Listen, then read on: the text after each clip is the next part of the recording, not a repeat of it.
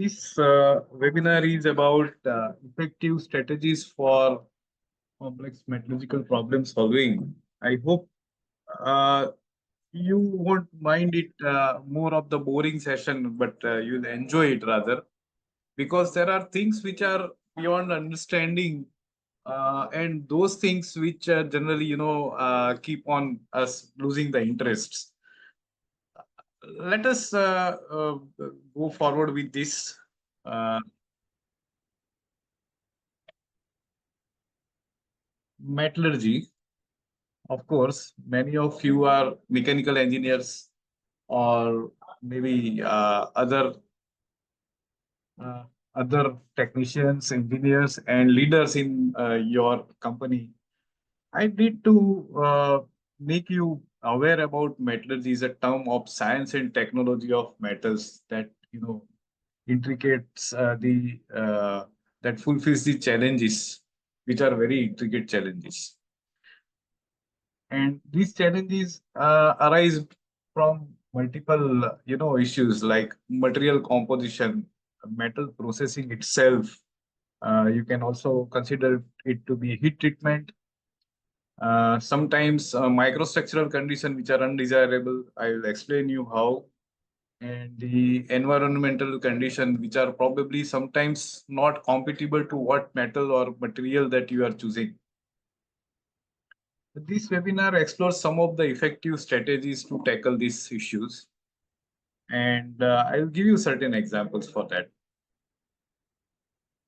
So what is effective strategy formation? We need to understand. It starts with problem definition. Okay.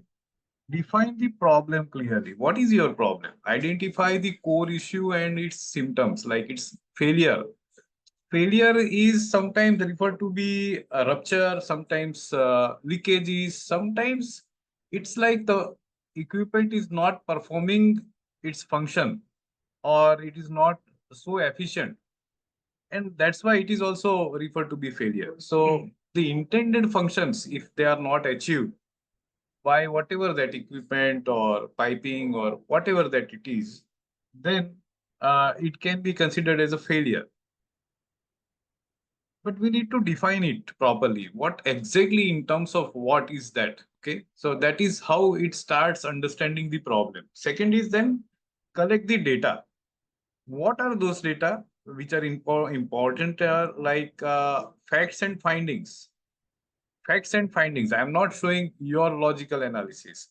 Facts and findings goes with thorough analysis, and those analysis either could be detailed investigation or certain experiments or certain literature surveys or simulations, whatever that those things. But those should be based on the facts, and they should match with, of course, the problem itself.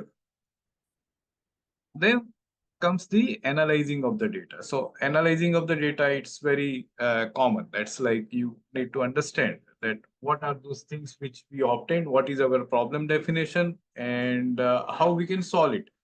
So that is how these are some of these steps. I just explained you in very broad way that will form effective strategy formation.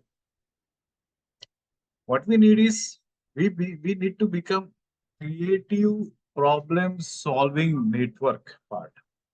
So what is that? And that's what I have explained in some of those points, is that root cause analysis is one of the major aspects of solving any problem, because why it has happened, that is the question, and that question requires answer.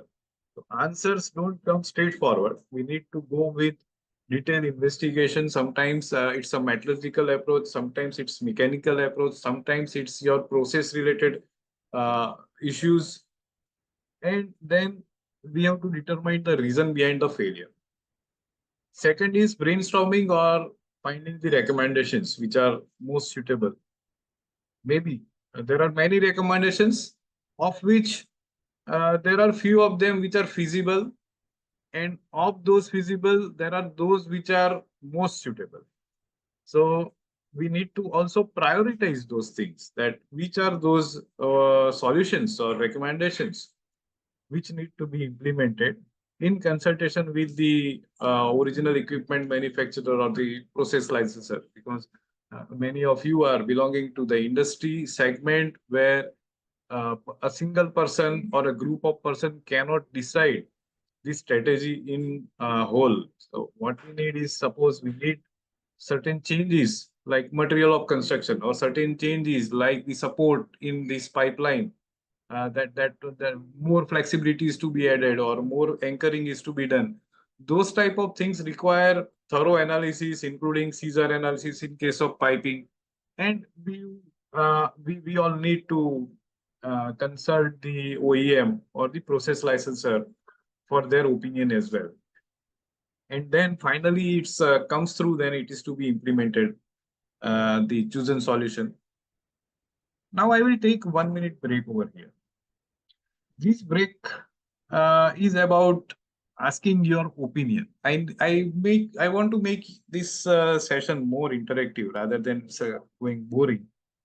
Okay, so this is what the questions are.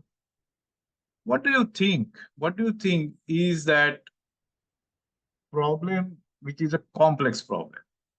Okay, I am reading aloud those things. You have got some 1 minute or so. What is your opinion on complex problem? One is high consequence and losses. Is that the complex problem? Or problem that is difficult to understand for its cause is a complex problem? Problems those are very repetitive, are those the complex problem? Or metallurgical inhomogeneity or something related to metallurgy is a complex problem? Again, I'm repeating, high consequences and losses. Do you consider that as the complex problem, or problem that is difficult to understand is the cause, its cause, or problem those are repetitive in nature, in your opinion, are the, I'm getting certain, results. Most of these I won't disclose at this moment, otherwise your, mindset will change. There are 15 participants who have responded. I'll wait for a few seconds more. Yeah, go ahead. Please press this button. Press this button. It's nothing to worry about. You are not. It's not your exam. I want to understand, what do you understand by the complex problem?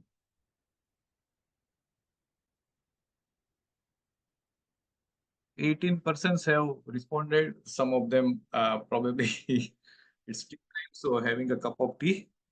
But you can press the button. High consequence and losses is the complex problem. Problem that is difficult to understand, its cause is the complex problem. Problem those are repetitive are the complex problem, or metallurgical inhomogeneity. I think it's, we have given enough of the time, and there are 20% have responded. Probably others are not interested. Yeah, okay.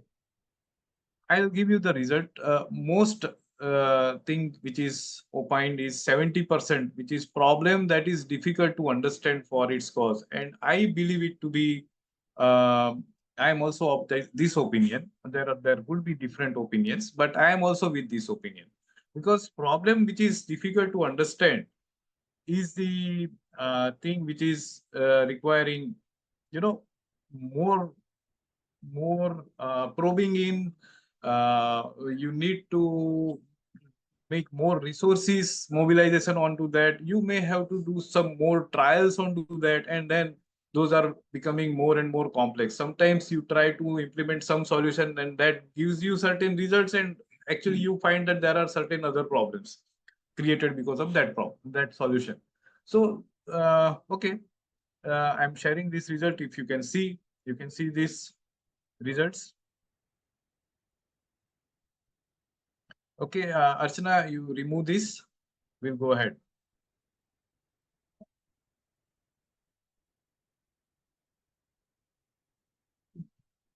So is that screen visible, Archana? You are still showing this opinion poll. Yes, sir. Your screen is visible to us. So coming to problem solving, when we are talking about problem solving, there are few approaches for that, which are well known, I would say, very well recognized, printed, handbook references are many onto that. One of these is like fishbone diagram. Fishbone diagram is the failure analysis approach or problem solving approach, which will point to the problem itself by identifying which are of those peripherals could be at the problem center. Okay, like in this case, if we are getting a blurry photograph, then what are probabilities? One is that the equipment, the camera itself that you are using is incorrect, or maybe like some problem is there. Process that you are doing, like focusing, is incorrect. The environment is so cloudy that you cannot probably take a good picture, or user, is so old that he cannot hold the hand steady, and you get these shaky hands and get blurry pictures. This is one of these examples, very famous example, and that is how it can come to conclusion that because of this or that, the blurry photograph is the reason or the result. And this is how root cause can be identified by fishbone diagram. Another this approach is YY analysis. It's a very famous another approach is that you ask 5 times why. I came to office late. Why?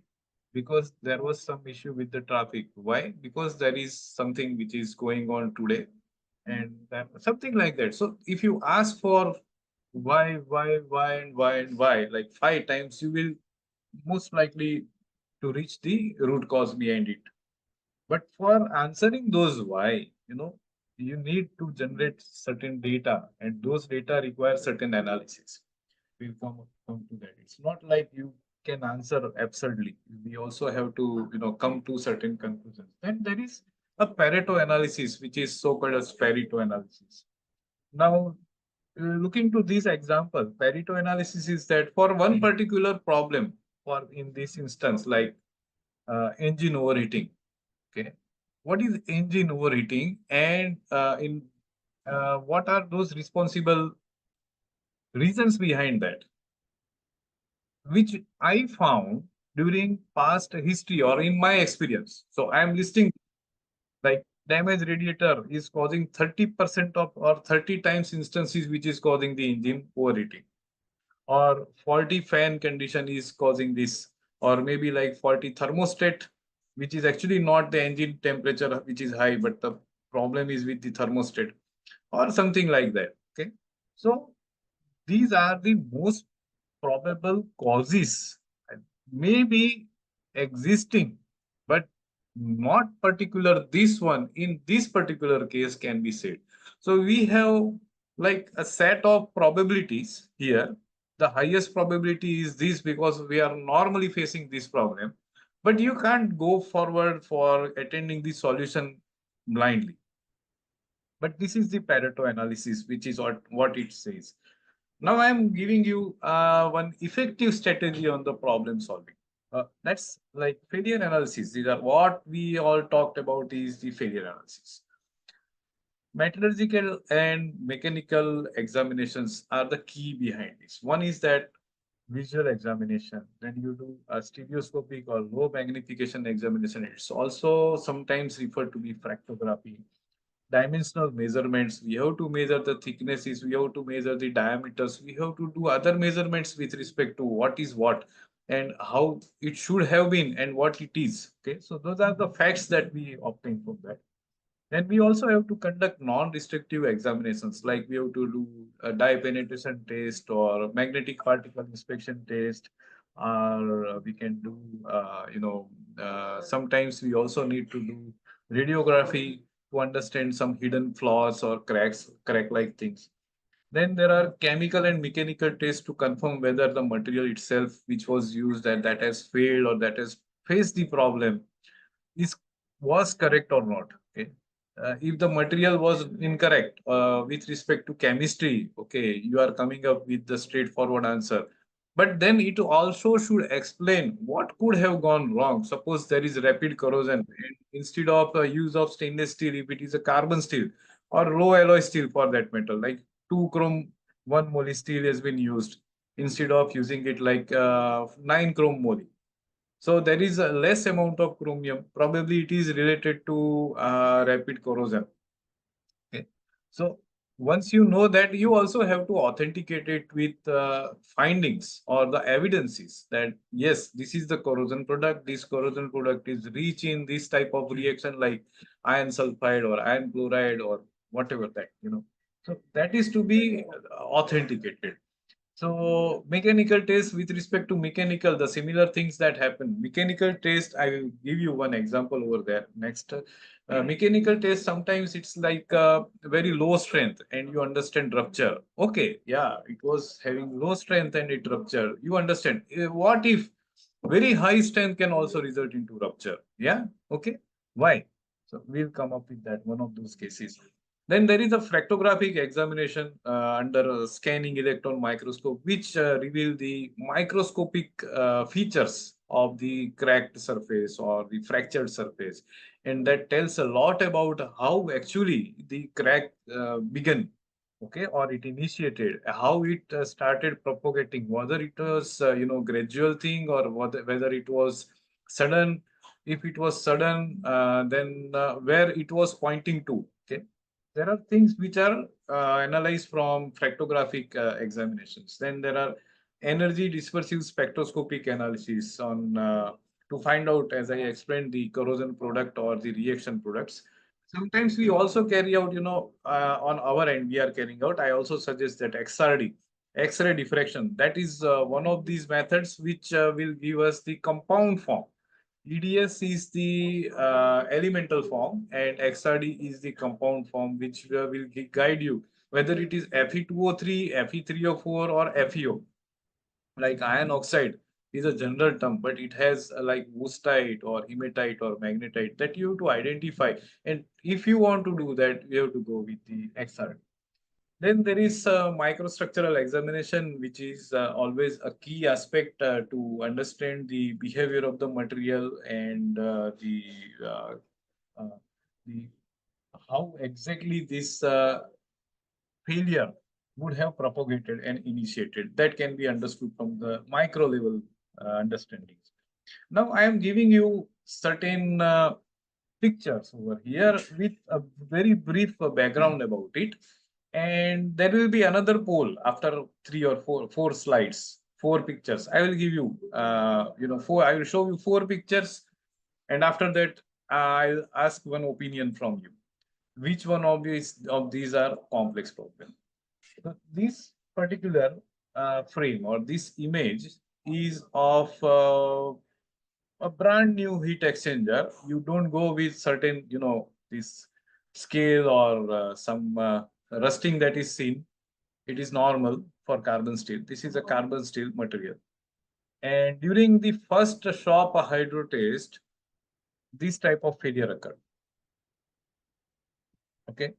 So do you consider, the question is, do you consider this as a complex problem? Okay, we will. I will tell you later what would have happened, gone wrong over here. But just keep in mind, and then we will have one opinion on this. This is another problem. I don't know. Many of you may not identify this as a problem at all, but I foresee this as a very big problem over here because there is one expansion bellow on a line or something like that, and it is applied a very big stiffener over there. The very purpose of expansion bellow in any place is to allow the movement or thermal movement. And if we apply such strips or stiffeners, it may defeat or it may relate into something which is uneven stresses, and then it can lead to problems. But does it mean this is a complex problem? I explained you. Probably you may think this is a very simple problem. This one is very simple problem. But just keep in mind, I will show you all four slides together later. Now there is one failure in tubes. Those tubes punctured, and when we examined, we found that the baffle to tubes clearances are higher, and in turn, this will result into certain vibrations. Those vibrations will result into fritting, and that fritting and followed by crevice corrosion will lead to problem of this leakage. This is the reason. Oh, immaterial by what material that we are using here. But this is the thing that high tube to baffle clearances. Is this one of the complex problems? I am giving you examples which are daily examples. You are facing some problems like heat exchanger leakages. You are facing line leakages. You are facing certain other problems, fractures, ruptures sometimes, and those are these type of problems, and then we need to identify whether I am in a complex problem. Okay, now this is collapse of a structure. This structure, the picture on the left hand side was like that, and it collapsed, and then this is the right hand side picture is the result after that. Do you think this is a complex problem? Okay, so now I am showing you all four pictures. Archana, please wait. I'll ask for the opinion. I am showing you all four pictures together. Okay. The first one is the exchanger which has cracked during hydro test. Second one is the higher clearance of the tube to tube sheet joint, tube to baffle joint. Then there is application of stiffener on an expansion bellow, and there is collapse of the structure. Which one you think, or in your opinion, is the complex problem? Just we are taking in, understanding behind this. Arjuna, now you can float this.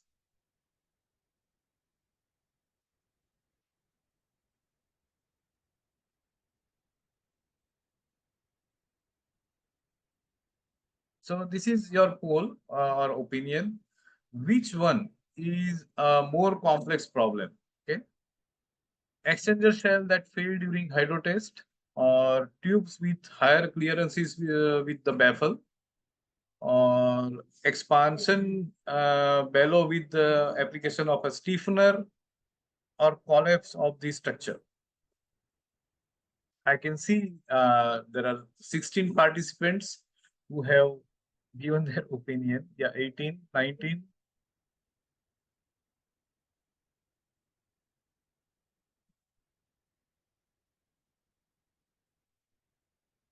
Okay, I think, yeah, 20.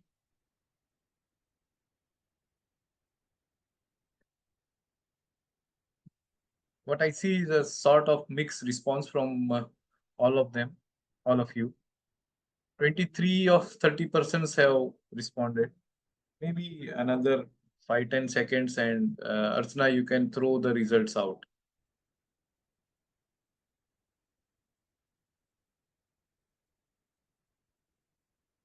I think it's now stagnant. Yeah, Archana, can you show the results?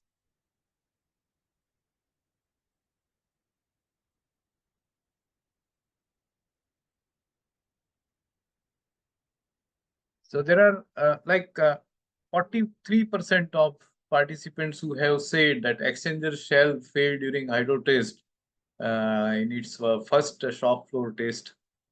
Seems to be the most complex problem. And I am with this opinion. I am with this opinion rather than the other three.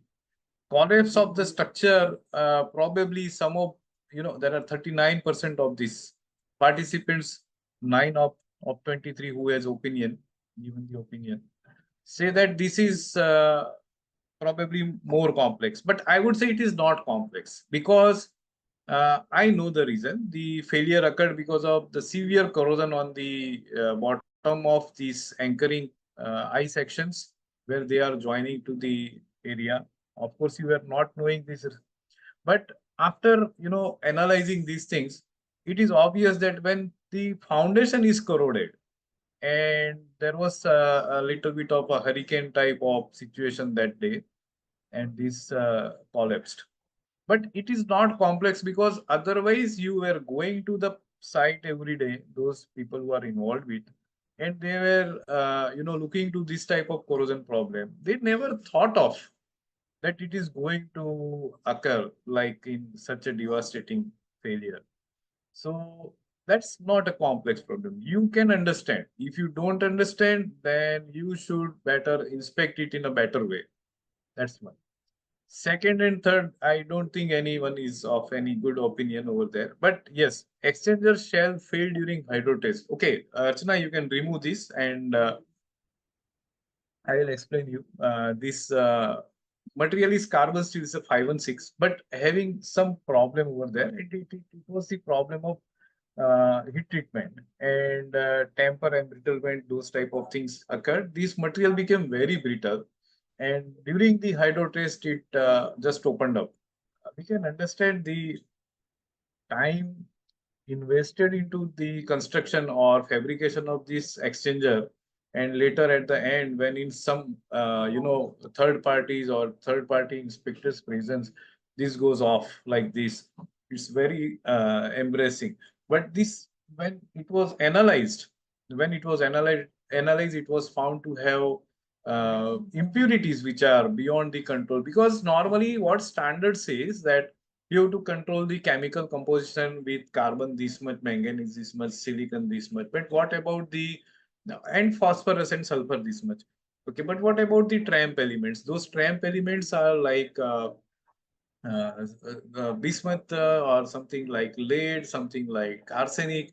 So those are very, very small in quantity, will agglomerate, or during heat treatment, they will go near to the grain boundaries and they will make the material so brittle that a little bit of jerking or maybe over pressurization can lead to such type of problem. It's beyond the imagination, so it became very complex because this is a metallurgy which is beyond understanding. Nowhere it has been listed over there into the standards about the chemistry. That is why it is complex, because everywhere every standard and everything is not listed clearly. Standard mentions everything, but some points are mentioned somewhere over there, some points are mentioned somewhere over there. And if you are not thorough in reading the standards, fabrication rules or design rules, then there is a probability of inducement of like a complex problem. Now we will go with certain other aspects. One is that material categories and the other related problems, other related aspects. Metal alloys are basically into two categories. One is ferrous, one is non-ferrous. The whole world, almost like more than 90% of the equipment, industrial equipment, mostly they are ferrous materials. Very low in quantity are the non-ferrous materials like cupronickel materials, Monel K100, 400, or something like brass or so, those type of things. Mostly are the ferrous materials, of which there are steels and there are cast irons. Okay, now we need not to confuse between the cast iron and cast steel. Cast steel is part of the steel itself. Cast iron is containing high carbon level. Okay, so 2% and more, 2.5% and more are all the cast irons. The gray cast iron, ductile iron, white iron, or malleable iron are the types of those type of cast irons. And steels are having plain carbon and low alloy steels or high alloy steels. So plain carbon and low alloy steels, again, then there goes with low carbon, medium carbon, and high carbon steels, depending on the strength requirement. And again, into that, there are plain carbon steels with high strength low alloy steels, or heat treatable steels, or tool steels for that matter. And in high alloy steels, there are stainless steels or like nickel based materials, which are high temperature materials, cobalt based materials. Sometimes they are used tungsten based materials for high wear resistance. Now I'm giving you the glimpses of what these elements in the periodic table can do with the metals and alloys. This picture you can take this very good picture, and this I have compiled from somewhere. The iron is at the center almost over here. This is the iron. The elements on right hand side. of this element, iron, and left hand side of this iron are having certain, kind of effect when they are used as alloying elements. The right hand side, cobalt, nickel, copper, they are all less reactive elements. And those which are on the left hand side are like manganese, chromium, they are more reactive elements. What they will do? More reactive in the sense like they will form carbides or they will form nitrides. They can also form oxides. Like we have heard about niobium carbides, zirconium carbides, tungsten carbides, titanium carbides. And those are like these carbides are having so high strength, and they will, generate a very strong steel. Not necessarily is a carbon steel. When we are talking about low alloy steel, these are the elements which are responsible for increasing the strength or corrosion resistance, or like, other way, we can say this is a carbide formers. So that way also it is good. Common other elements and their effects, we can discuss, like mechanical properties are improved by the addition of chromium, nickel. These are nickel is a high temperature stability element. Vanadium, like I said, vanadium carbides, molybdenum carbides, zirconium carbides, tungsten carbides. They are increasing the mechanical properties in one way or the other. One way is that it is like increasing the strength. Okay, increasing the wear resistance. Second, uh, the nickel, high use of nickel, like we can understand, stainless steel, austenity, 304, that contains chromium and nickel. So how it improves the mechanical property? It improves the mechanical property by nickel, where nickel makes the material in a face-centered cubic form of this crystal structure, which increases the impact strength of the material. Impact strength of stainless steels at minus 200 degree, minus 190 degree is as high as 50-80 joules. So they are very good in application when they are to be used in cryogenic services, sub-zero temperature services. Then there is a corrosion resistance, like which is gained by nickel and chromium. Machinability can be increased by having addition of the manganese. Then there is a free sulfur, steels which are sulfur added. Then lead is also added. Grain size refinement are like molybdenum, nitrogen, boron. Magnetic properties can be increased by silicon steels or making high silicon content. Elasticity, springiness is also increased, or we can say resilience. Okay, so that can be increased by addition of this silicon. Selection criteria basically depends on the desired properties versus cost, and the desired microstructure. Now, I am giving you one example over here. Very obvious thing that you can see over here is there are 50 kilograms weight lifted by both the whatever that the structures. On left hand side, it is a straightforward 50 kilogram. On the right hand side, the structure lifts by 15 kilogram on one hand, 25 kilogram on the other, and over the head there is 10 kilogram. So are these two equal? They are obviously not equal. They are obviously not equal, because the way otherwise it will distribute the stresses on the structure. If we do the finite element analysis or structural analysis, it will generate bending moment, significant bending moment on one side, and that will require some another way of strengthening, and not all the metal and structures of the same as like left will be able to tackle these stresses for a longer period. Okay. So lifting ability is not same in the second case. In such cases, FEA can provide basis for stresses and related failures. I will give you certain microstructural features now. Like we all know about the carbon steels. Carbon steel has three micro constituents. They are also referred to be phases by, in general, in people, by the people, is that ferrite pearlite or benite or martensite. These are the very famous micro constituents in carbon steels. I am giving you the comparison of these three is that perlite, benite, and martensite. You can see this like yield strength or the strength comparison point of view. Perlite can have yield strength from 200 to 800. Normally, it is somewhere around 400. perlite, we are not talking about the steel in itself. We are only measuring the hardness. So if we look at this right hand side top picture, you can see small squares over here. This small square over here. There is one small square over here. So these dark areas are perlitic regions. These bright areas are ferrite regions. Ferrite is Fe. Perlite is the cementite and ferrite mixture. Okay. So perlite, when we apply the load only on the perlite by measuring the hardness, and if we convert that hardness into the equivalent strength, this is what we can obtain. 600 to 1200. So forget about yield strength. Uh, there are other sophisticated ways of measuring the yield strength after on this particular phase. But this is how we can estimate what is the tensile strength of benite, and you can consider the martensite, 1800 megapascal. Why don't we make the steels all of the martensite? When martensite is used, see, generally we are using structural steels for any structure. Structural steels are having 8 millimeters to 12 millimeters to 20 millimeter thickness, beam, I section, ISMB, whatever you name it.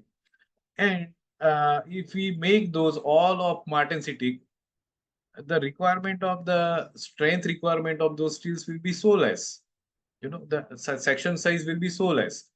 So why don't we use it? Because martensite doesn't offer a good ductility or toughness.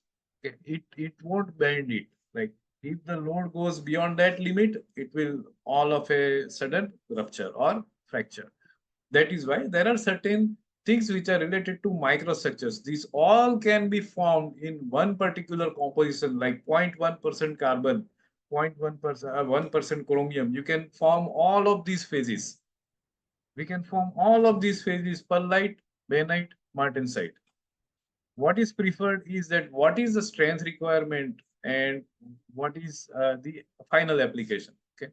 So if it is a structure, you go with only ferrite perlite. If it is something which is related to high strength requirement, high pressure equipment, piping, then we can go with tempered martensite. So that tempered martensite in itself cannot be used like that. Another case I can explain is that about the ferrite perlite and decarburized condition of the steel. So decarburization can occur in reducing environment. One of those examples in refineries is very famous is about the HTH. It is referred to be high temperature hydrogen attack. And high temperature hydrogen attack, first of all, that eats away that carbon. Hydrogen forms the methane gas, and then this carbon is dissociated from the perlite, that is Fe3C, that it results in reduction in the strength and embrittlement further. So this is the structure that will form something like this because of the decarburization condition.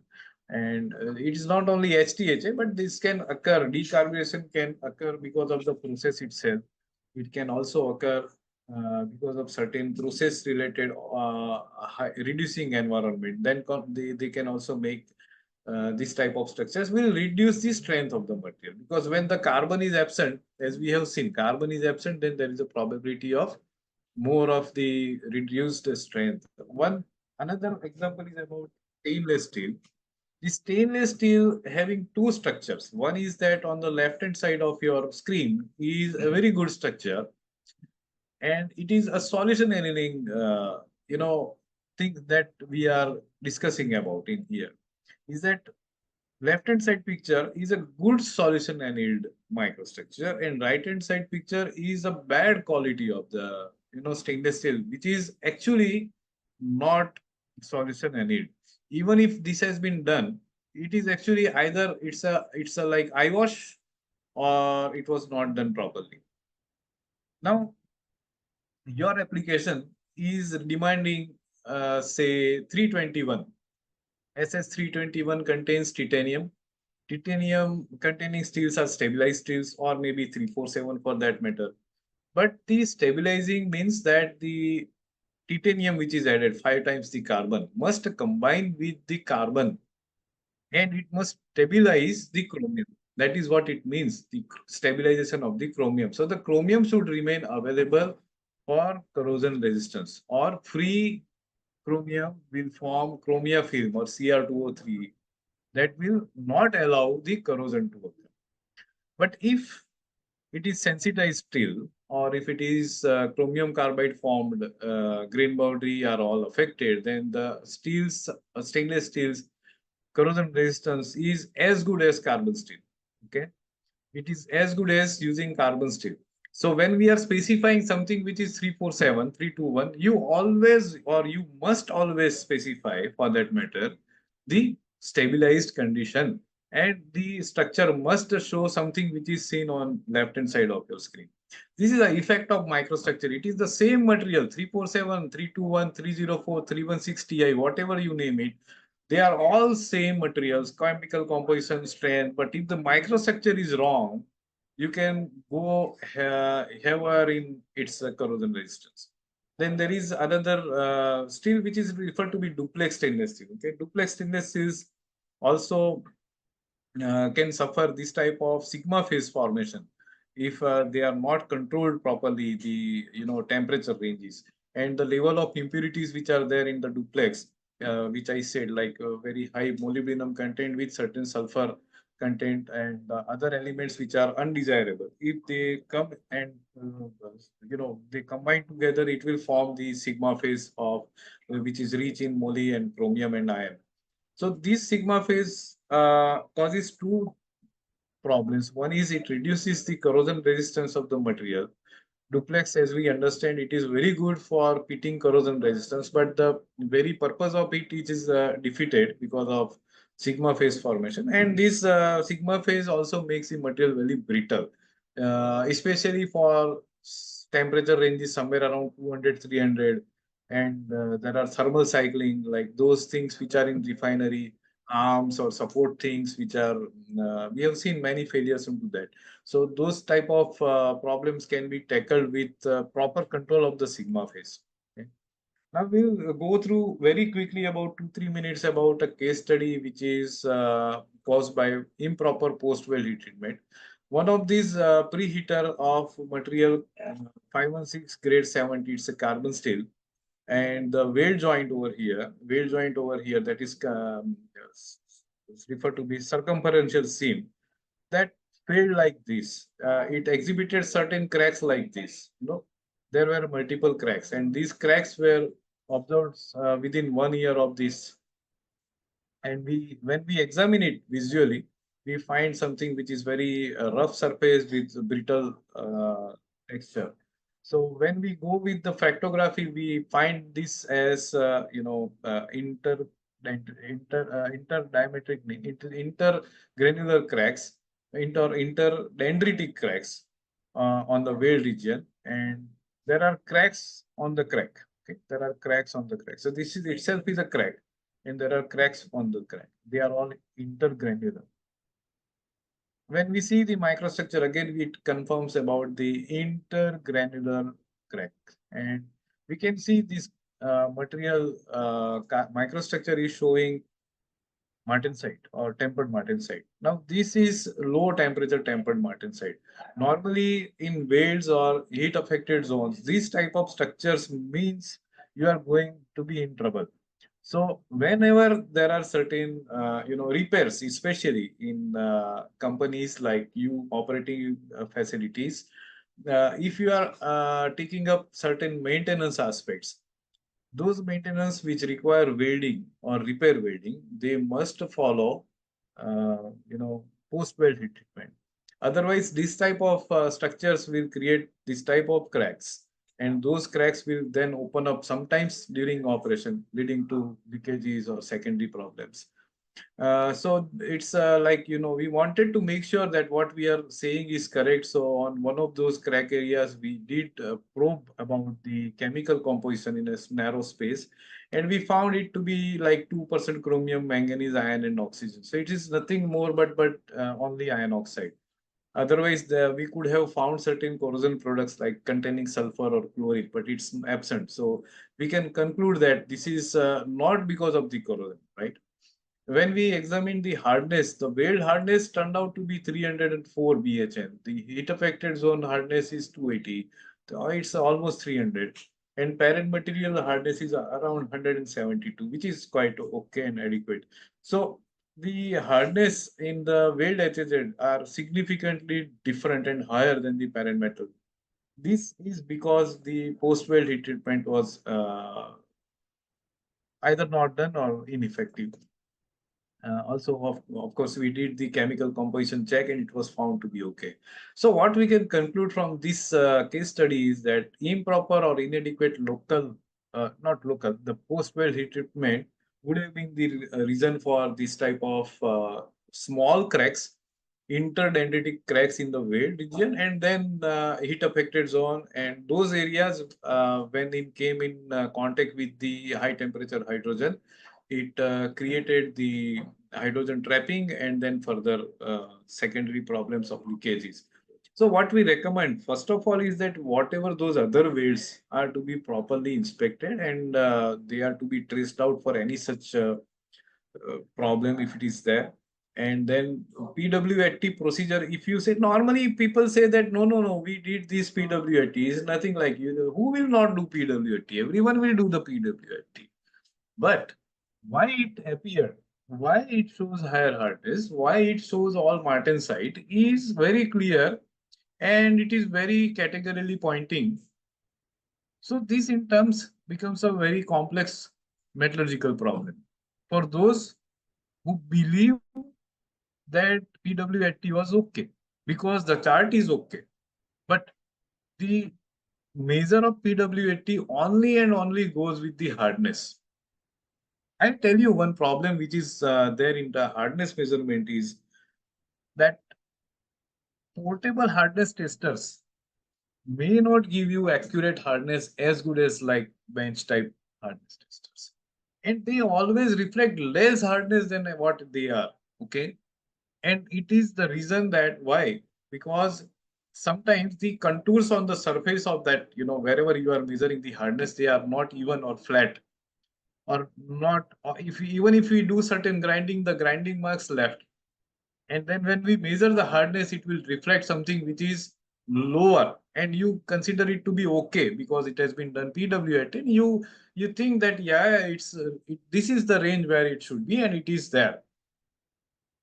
Anyway, so I think we are done with this case study as well. And it's almost an hour or so. I think we should conclude this webinar. I hope you have enjoyed this and had a nice time. If you have any questions, you may write me back, like testing@tcradvanced.com. You can contact us on this telephone number. A few of those, interaction can be done. Archana, you can take up some questions if there are.